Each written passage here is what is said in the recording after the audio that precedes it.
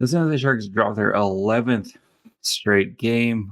There's a massive shakeup in the race for Celebrini, and the Barracuda get swept in Ontario, but show a little bit of fight. So all that and more on today's episode. You're Locked On Sharks, your daily podcast on the San Jose Sharks.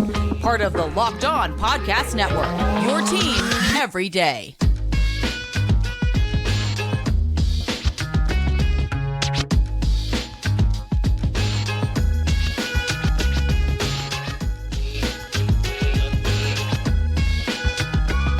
Hello.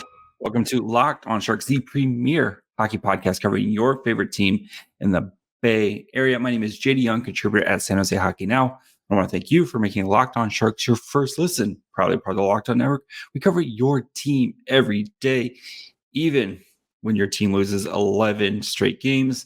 So if you want to be an everydayer, all you have to do is just follow wherever you get podcasts, or you can watch this on YouTube as well. We're recording this Sunday afternoon because for obvious reasons, if you've followed or listened to me at any point, I don't want to record anytime around the Dolphins game tonight because I'm going to be probably devastated by the end of it. No matter what happens, I'll probably be a wreck. So we'll do this now. That way I can mentally prepare myself for heartache later on today because that is the way of the Dolphins. So Sharks dropped their 11th straight game, this time in a 4-1 effort to the Toronto Maple Leafs. We also have big news on the Celebrini front as Connor Bedard is out right now with a fracture in his jaw. So we'll discuss what that means. Plus, the Ontario Reigns sweep the Barracuda, even though the Barracuda did show a lot of fight at the end of that game. So before we get into all that, do want to let you guys know that today's episode is brought to you guys by Gametime. Download the Gametime app, create an account, and use code Locked On for $20 off your first purchase. So let's start with Saturday afternoon's game against the Maple Leafs, where the Sharks lost 4-1, and very much kind of the same, formula we have seen from San Jose, which is, you can kind of tell from the beginning, right? Either the Sharks are going to play a good first period and then fall off a cliff, or they're going to come out super flat and have to play catch up the rest of the game. And this was part of the latter version where the Sharks, had 3 shots on goal in the first period, 4 shots on, or no, 3 shots on goal in the first period, was completely flat and just could not get anything going offensively. And then basically kind of played catch up the rest of the game. And credit to them that they at least made it interesting for a little bit. But this was a game where it could have been much, much worse, especially the way the Maple Leafs were playing. I think they had 5 or 6 crossbars or posts. Like this could have been very ugly. And it's the same thing that we have kind of seen, right? Whereas this team just cannot get up to play a full 60-minute game. And a very interesting quote from Quinn after the game with, comparing Toronto versus San Jose, which we know Toronto is a much more talented team, right? You have all-world type of players like Austin Matthews and William Eklund. Like you have, some of the best in the world playing on their team. And just yes, they're more talented, but the way they kind of fought through the entire game, and that's, and kind of winning those little battles and all that stuff, which was just an interesting look at where Quinn sees his team right now. And we can kind of see, we know who Quinn kind of trusts right now, right? He trusts Hertl, he trusts Granlund, he trusts Zetterlund, he trusts Eklund, he trusts some of the guys like Cunnin, and with their specific roles, but we haven't really seen those other guys kind of pop up that you would hope for, your Barabanovs and your Duclairs, who have shown flashes, but just not that consistency, right? And that's a word that he's used a lot, especially with those 2 guys in particular, is that consistency that you're hoping to see. So we'll dig into the numbers a little bit more. This game was very much like the rest of the Sharks games that we have seen recently.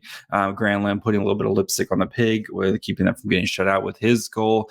Granlund's had a very nice year this year, but I think the more interesting kind of Sharks related news right now is Connor Bedard with a fractured jaw, and what that does for kind of the race for Celebrini, right? We know Chicago won last year the Connor Bedard prize, and Connor Bedard's been everything is advertised for them, right? He's kind of lifted a started to lift a franchise off the bottom of the ground. But losing a guy like Bedard is a fractured jaw, and you're kind of the mental timeline for that is 4 to 6 weeks, right?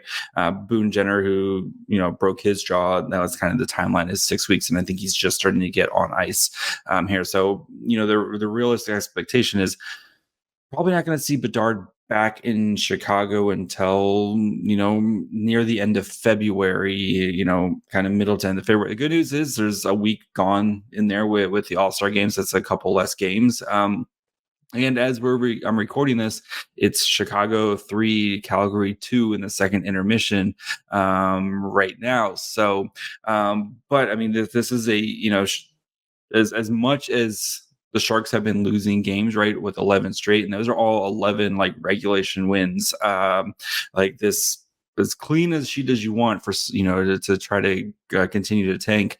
Chicago's been right there behind them, going 2-7-1 in their last 10, not including the results of today's game. So that's just as many times as the Sharks are losing, Chicago's kind of right there with them with the losses. And yes, I know it's a lottery and everything, and you never know what's going to happen, but you still putting yourself in the best position to win the lottery is putting yourself in the first place spot going into the lottery. And sorry to Anaheim for missing it last year, but it can't happen twice in a row, right? Question mark. But I think though for the Sharks, where they're going to start to get a little bit healthier here. Logan Couture is expected back on this road trip at some point. So the key for San Jose is to kind of remain in striking distance with that. And you expect, I don't know how active Chicago can be at the trade deadline, right? They have a lot of their pieces are really kind of young. I don't know. It doesn't seem like they have a lot of pieces to sell off, right? While San Jose still has a fair amount of pieces that they could potentially sell off, potential one or both of the goalies. And we'll probably talk about that here later this week at some point. Kind of talking about the second half storylines. You're going to have Duclair, who doesn't seem like he's going to be a long-term fit with San Jose, potentially Barabanov. If the Sharks want to start selling off some of these kind of older defensemen, a guy like Mario Ferraro, like there's the Sharks have some at least somewhat attractive pieces that they don't maybe have like the big pieces like the Carlson and Timo Meier that they did last year, but they still have pieces I think that other teams would be interested in trying to acquire, some depth pieces to try to help them out. So I think there is a world where San Jose is as bad as they have been with their 11 straight losses could get much worse as you're selling off veteran guys and then having to, ask some of your younger players to step in that role for them, guys who are close to being NHL ready, but maybe not quite NHL ready. Your guys like Gushin and Bordeleau and Shakir Mukhamadullin, who Mukhamadullin continues to impress in the AHL. But there is a path for, as long as you're kind of staying within striking distance, and assume Chicago is going to get Bedard back at some point this year, and they have been adding pieces to try to continue, like for them, right? It's yes, they want to acquire a bad draft pick, but they still want to put a strong nucleus around Connor Bedard and add pieces to him. And I think having him win games is important for them and important for the franchise, right? They're not kind of in the same position. Like they have found their franchise player, and yes, adding another potential franchise player and Celebrini is huge for them. Would be a huge, kind of 1-2 between Bedard and Celebrini. But I think they are in a kind of a little bit different world of, we have our dude, right? Let's try to add good pieces around him and put him in a environment to succeed. So I expect them to continue to be somewhat competitive, especially when Bedard gets back. And I think San Jose, again, I don't think they're as bad as their 11 game losing streak. They have shown a lot of fight and, just been on the bad end of a lot of breaks this this season. But I think there's a path for San Jose to get much worse, especially if they decide to trade off one or both of their goalies in Capo Kakinen and Mackenzie Blackwood, because McEnemy started to kind of string together some good performances. And Magnus Corona, I think, has played well with the AHL, in the AHL, but I don't think we've seen he's just not NHL ready, and that's fine, right? He's just fresh out of college, and nobody expected him to kind of jump in and be the guy right away. So again, take a deep breath. We're halfway there. Still plenty of time to put yourself in position. And the Sharks, they have laid a foundation of stink this year. I don't see how that's going to change going forward. So we'll dig into the actual numbers of this game, but I think that was the biggest Sharks related news, is this kind of the Connor Bedard story and what this means for San Jose and their aspirations to try to win the draft lottery this year. So we'll actually talk a little bit more about the game here in just 1 second. If you're looking to buy tickets, maybe you forgot get somebody a Christmas present, or you're trying to find tickets to go see the Niners, go see the Warriors, go catch a Sharks game. Gametime is the place to go. They have killer last minute deals, all-in prices, views from their seats, and the best price guarantee. Gametime takes the guesswork out of buying tickets. I love with Gametime, you can see the view of your seat, right? There's nothing worse than getting to the event and realizing you have bad seats. Actually, the only thing worse than that is when you go to check out and your app slams a bunch of fees on top of the tickets.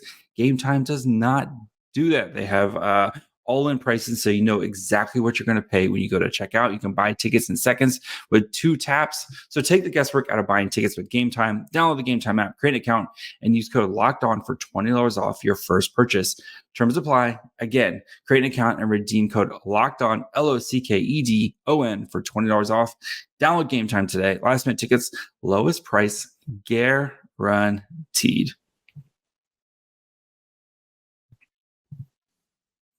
All right, so let's dig into the numbers behind this game. And like I said, it was a lot for the Sharks putting some lipstick on the pig in this game, as the shot attempts were way skewed in favor of Toronto early, and San Jose kind of came back when they were in desperation mode to make it look a little bit prettier than it actually was.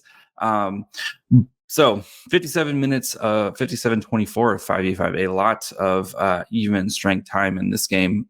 It was 71-52 shot attempts, 57.72 to 42.28 Corsi for in favor of the Maple Leafs. Actual shots at 5v5 was 30-23 in favor of the Maple Leafs. Scoring chances 33-23 in favor of the Maple Leafs, and 11-10 high danger chances in favor of the Maple Leafs. Expected goals for 3.18 to 2.1, again, in favor of the Maple Leafs. But it's very much a story of the first period being just dominated by Toronto, and then the Sharks kind of, again, made it look much better than it actually was. The shot attempts in the first period was 32-9 at 5v5 and 17-24 5v5 there. Yeah, that's not the greatest right there. 15-4 scoring chances, actual shots on goals 14-2. It was very much Toronto dominating the first period, and then San Jose kind of trying to work their way back. Toronto had 1.5 expected goals for to 0.2 expected goals for in the first period. That's insane. The Sharks have gone games where they have not been able to put up 1.5 expected goals for. Even in the third period, where San Jose was kind of, making it more interesting and kind of filling up the stat sheet a little bit here, the expected goals for was 1.11 to 1.01 in favor of Toronto. So even then, they kind of just controlled the game, and in this situation. So we could also put to bed the William Nylander coming to San Jose, as he's expected to sign a 8-year, $11.5 million AAV contract. So RIP that dream. It would have been fun. But let's get into the forward lines. So we had Eklund, Hertl, Barabanov line together. Zetterlund, Granlund, Duclair, Hoffman, Cunnin, Bailey, and then Zadina, Carpenter, bank, weigh your lines. Eklund, Hertl, Barabanov was okay. They had in 14-25 time on ice, they had 13 shot attempts to 14, but actual shots was 3-7. They did give up 2 goals. Expected goals for was 0.27 to 0.65. 4 to 6 scoring chances, 2 to 1 high danger chances with 6-3-5 zone starts. So the hockey stat card had them like those 3 guys pretty much near the bottom on Saturday night. So wasn't their best game you kind of hoped that you would see, especially after that line getting put together. We'll see if they're continued to be put together. It seems like from practice lines, that line might get split up again with Hoffman joining the Hertl Eklund combo. So Zetterlund and Granlund Duclair played 12-28, 19 shot attempts for 14 allowed, 10-7 actual shots. Did have the 1 goal. Very nice pass from Zetterlund to Granlund. Expected goals for was 1, so they earned their goal to 0.44. 10-7 scoring chances, 4-3 high danger chances, and then kind of a mix of zone starts with them. Hoffman kind of Bailey played 9-25, 8-13 shot attempts, 6-7 actual shots, 0.41 to 0.71 expected goals, 3-6 scoring chances, and 3-3 high danger chances for them.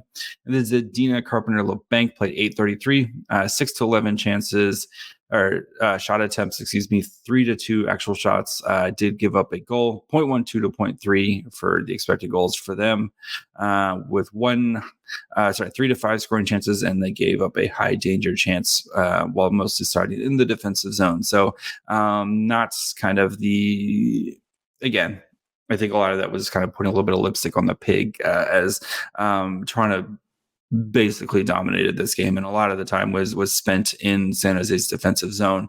The defensemen themselves didn't have the greatest night either.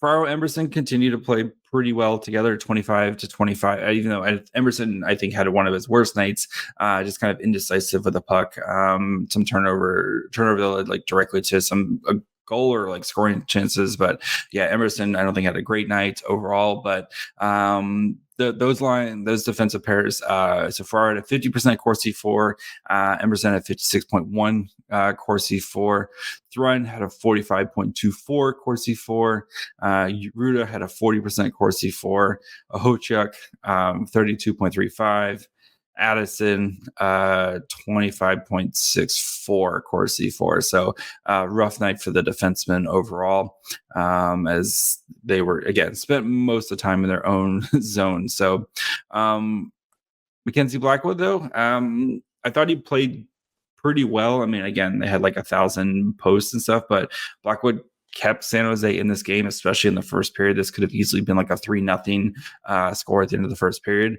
So he had 29 saves on 33 shots against, so 4 goals up. Expected goals against was 3.67, so kind of right there in that range for him.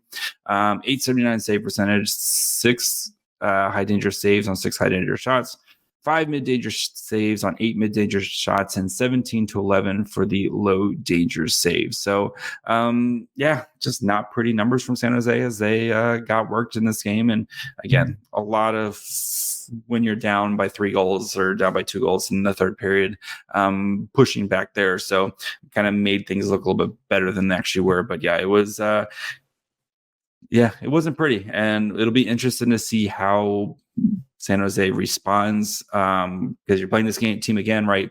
Going to Toronto to kickstart a road trip here. What did you learn from this game, or is there going to be some bad puck luck for you as a lot of those posts and stuff maybe start going in this game? So be really I think San Jose comes out really strong in the first period, if that makes and we see that type of performance, and they tail off as Toronto. I think it'll be a lot closer, to be honest. I think we'll get like a 3-2 type of game on Tuesday against when they play them again. But I expect San Jose to kind of come out strong and then fall off. I expect one of those type of games from San Jose again, because you either come out strong and fall off, or start flat having to play catch up. And I think that's the type of performance you're going to get from San Jose on Tuesday. So We're going to talk about the Barracudas weekend as they got swept by the Ontario Reign, but an entertaining third period on Saturday night. So we'll discuss that here in just 1 second. Although the NFL regular season is wrapping up, there's still time to get on the action with FanDuel, America's number one sportsbook, because right now new customers can get $150 in bonus bets guaranteed when you place a $5 bet. It's $150 in bonus bets, win or lose. The app is super easy to use, and there are many different ways to bet, like live same game parlays. So if a guy starts to go off in the beginning of the first period or first quarter, and you think he's going to have a monster day, you can have fun rooting for that, right? You can find the best bets in the Explore tab. You can make a parlay in the Parlay Hubs to see what's the most popular parlays, so you could jump in on the action that way. Or if you think that they're all idiots, you can fade them and try to create your own parlay based off that. So visit FanDuel.com/lockedon to make your first bet a layup. FanDuel, official partner of the NFL. All right, and then the Barracuda this weekend, getting swept by the Ontario Reign. Friday's game was not fun. The Barracuda had no juice in that game as they lost 0-2. Just nothing going on in that game. Gavanke, kind of the big news out of that game. Gavanke got hurt in the game. He stayed in it, but then he did not play on Saturday's game. So just kind of something to keep an eye on. As Gavanke has been, him and Mukamadulin have both been kind of the best defenders for the Barracuda. So if Gavanke is hurt, how long this type of injury is, we'll kind of keep an eye on it as the Barracuda played Ontario on Tuesday. So a nice 3, but this one will be in San Jose. Saturday's game looked very much like the beginning of Friday's game, where just Ontario was kind of putting the clamps on San Jose, and they could not get anything going. I think the Barracuda had like 3 shots in the first period. It felt very much like I was just watching a repeat of what I was watching against Toronto. But then the third period happened, and the Barracuda were down going into the third period. They were down at one point. It was 4-1. Anyway, Barracuda scored 4 goals to tie things up in the third period. Scott Sabourin with 2, Shakir Mukamadulin with a goal. That's very exciting, but then ended up losing in overtime. But kind of the same issues continue to plague the Barracuda of too many penalties going to the box, and that was especially the first 2 periods, right? It was just all Ontario power play opportunities, and credit the Barracuda did a good job. Their penalty kill has been improved. But again, you just can't continue to do that. But in the third period, they started to earn those other opportunities. And Radim Shimmick had himself a very nice game. He was a monster, especially down the stretch. Ethan Frisch went to the box with a minute and a half left in the third period after they had tied the game. Radim Shimmick was a monster on the penalty kill, multiple blocks. He was, with Gavanke out, he was running the first unit power play where they ended up scoring to kind of get this thing kickstarted. But Radim Shimmick had himself a really, really nice game in the third period. And I don't know how that relationship is with him and the Sharks front office, if it's beyond repair, and they're just both kind of playing out the string here. But it'd be interesting to see if he gets a recall at some point this year, or if he might be interested in getting traded, even if it's just for an AHL type of deal, Who knows? But it just, it's good to see him playing well, because, he has been kind of a good soldier for San Jose and has done a lot of having to play forward, getting scratched a lot last year, kind of has done what he's asked for the good, for the most part. It'll be interesting to see what his kind of future in the NHL/AHL looks like after this season. But he had a really, really nice game in this game. Shakir Mukamadulin continues to play really well. It was interesting to watch him without Gavanke, because he has played with Gavanke for basically the entire season. He played with Ethan Frisch, and was kind of asked to do a little bit more of running things offensively, right? Ethan Frisch isn't kind of an offensive defenseman, and didn't really kind of miss a beat there. And you continue to see Mukamadulin playing really, really well. And again, he's going to be playing NHL games at some point this year. He's played very well, and especially the last kind of 15 games now where he's scored he has a point in basically every game but 3, and just continues to play well, and not only in his own zone, but also I think defensively, he does play well in his own zone. So it's looking good for Mukhamadullin. But the thing with the Barracuda is like, you keep having these kind of moral victories, but we're like at the halfway point of the season. These moral victories need to start turning into real victories, or you're probably going to miss the playoffs again. And especially, I think 7 out of 10 in the Pacific, it shouldn't be that hard to make the playoffs in the Pacific. But right now the Barracuda are just struggling to kind of gain that consistency, right? They've only won 2 games in a row once this season. And you got to start stringing some games in a row here to catch up. So as of right now, they are, they're 9th they're 2 points behind Bakersfield, and then 6 points behind the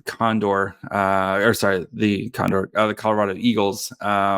So they got some work to do to catch up, and Bakersfield has multiple games in hand as they had their weekend series against the Gulls postponed because of a water breakage issue in San Diego. So the Barracuda, they're gonna have to start kind of figuring some stuff out here soon, because they're running out of time to get things going. So like I said, they play Ontario again on Tuesday, and then it's going to be it's go time here. This team needs to start putting they need to start stringing some wins together, or else they're just going to miss the playoffs again. Because they play Ontario, then they have some games against Bakersfield, which are going to be huge games, and they have to go to Charlotte, or they're hosting Charlotte, excuse me. Colorado, they got a lot of games against Colorado and Bakersfield, so those are going to be massive games that they need to start putting together. So but I think overall, though, good to see a little bit of spark and fight at the end of the third period there. Mukhamadulin's playing well, but I think a lot of the other guys are still kind of trying to figure things out right now. So that's going to be it for me today. We'll be back tomorrow. Maybe start looking at some second half storylines, all that fun stuff. So make sure you guys are following along wherever you get podcasts, or you can watch on YouTube as well. You can follow the show on Twitter, Facebook, and Instagram at Locked On Sharks. You can follow me on Twitter at MyFryhole. Until tomorrow, bye, friends.